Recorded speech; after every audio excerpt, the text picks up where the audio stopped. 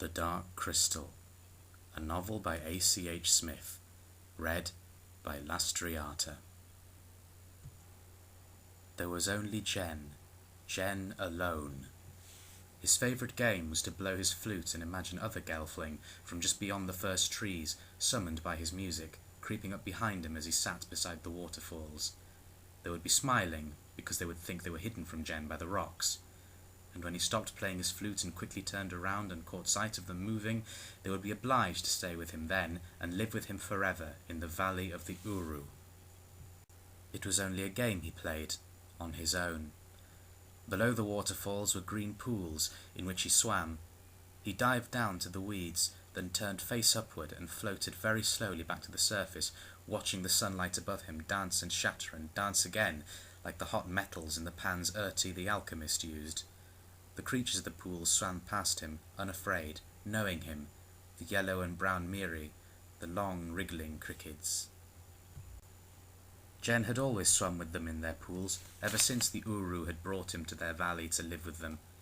He pretended that the creatures in the pool and those on the land and of the air were his friends, as they were, indeed, but friends with whom he could not converse.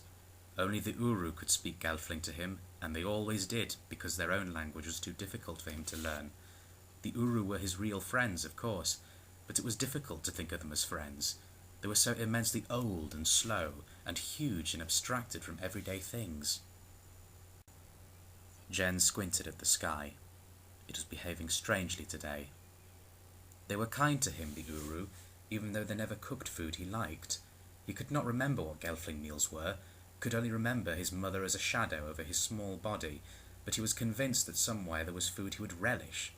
It did not grow in the valley, the Uru would answer if he questioned them. When he pointed to berries he would have liked to eat, they forbade him to in fear he might be poisoned. Wise ones, Jen would say. That was what their name meant, Uru, the old and wise ones. Won't your wisdom tell you if these purple berries are poisonous or not?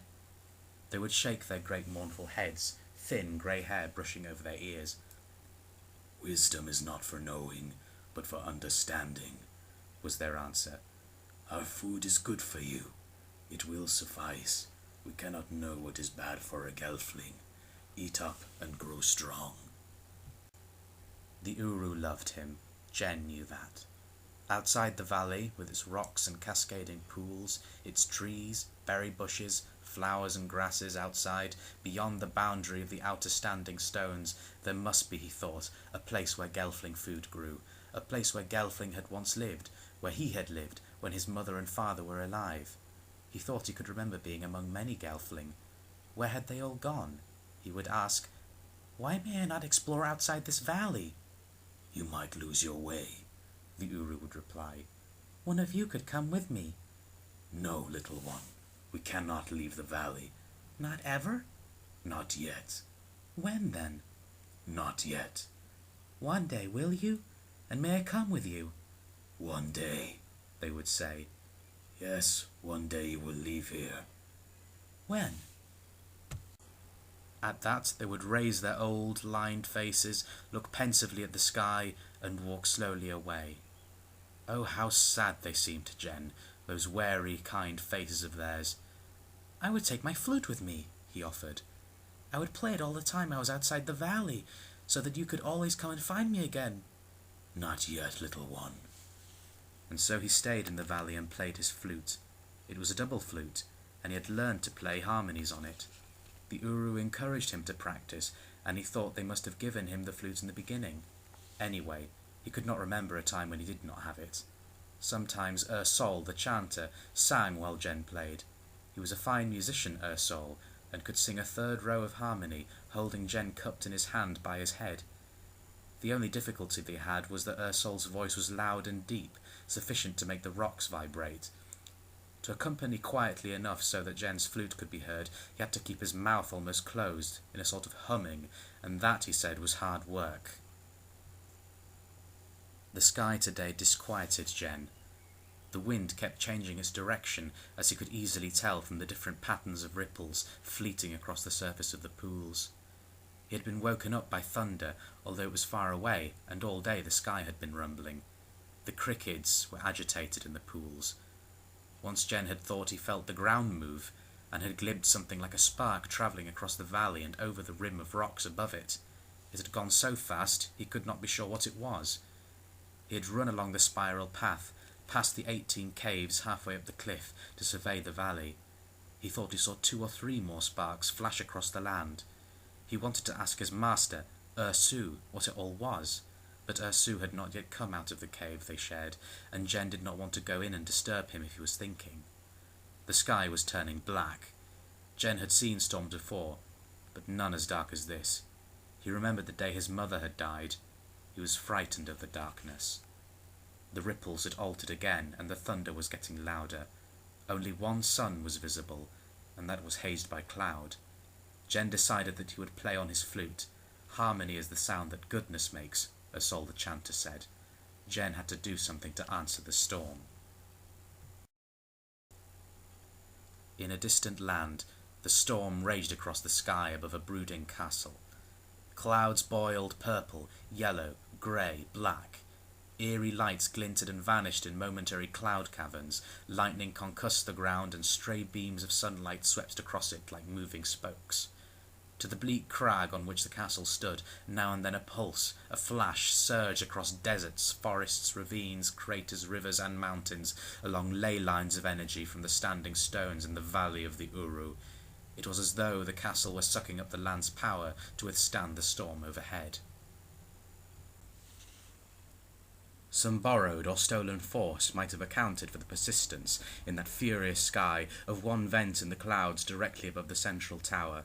Through the vent steadily shone one strong beam from the sun at noon. The beam penetrated the castle tower through a triangular portal at its highest point.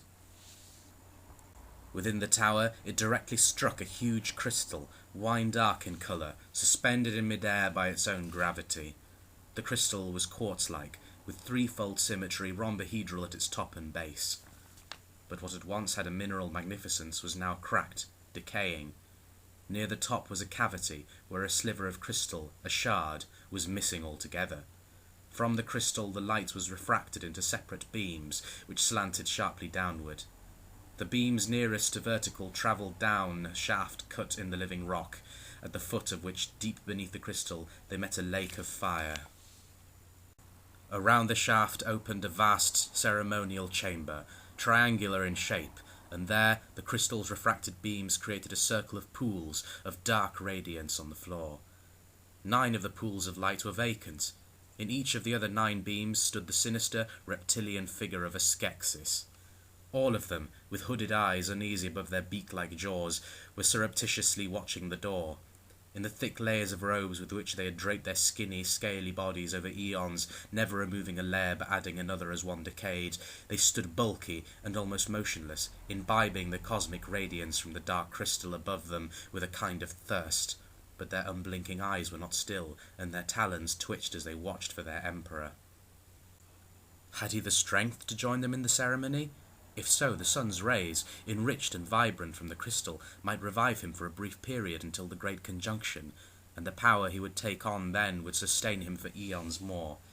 If he was unable to join them now, he would not live long. In that event, one of the 9 would become the new emperor. The design of the floor where the Skeksis stood was a spiral maze. An eye tracing it would eventually return to the point of the pattern from which it had started, except that the maze, being spiral, would appear to flow into a third dimension. It had no end, and therefore no beginning, yet it progressed. Thus it was timeless, infinitely present, and so could be taken to be a representation of time, which cannot be pictured by those who imagine themselves linear subjects to it. The patterns of the spiral maze, subtly varied, connected the floors of all the ceremonial chambers in the castle. The triangular walls of the crystal chamber, rising to meet at the open portal high above the crystal, had been fashioned by fine masons, honest to their craft. Throughout the reign of the Skeksis in that place, ugly embossments had been added, grotesque carvings made in the stone, symbols defaced, gaudy cloths and painted insignia hung, all emblems of power. The pentacle, the 9-pointed star, the 4 phases of the secret moon of Thra, the tetractys, hexagrams, pyramids, tetrahedrons, double helixes, left-handed and right-handed spiral swastikas, the alchemical symbols of the four elements and the three principles of nature, and, most obsessively pictured, a triangle containing three concentric circles, the icon of the Great Conjunction.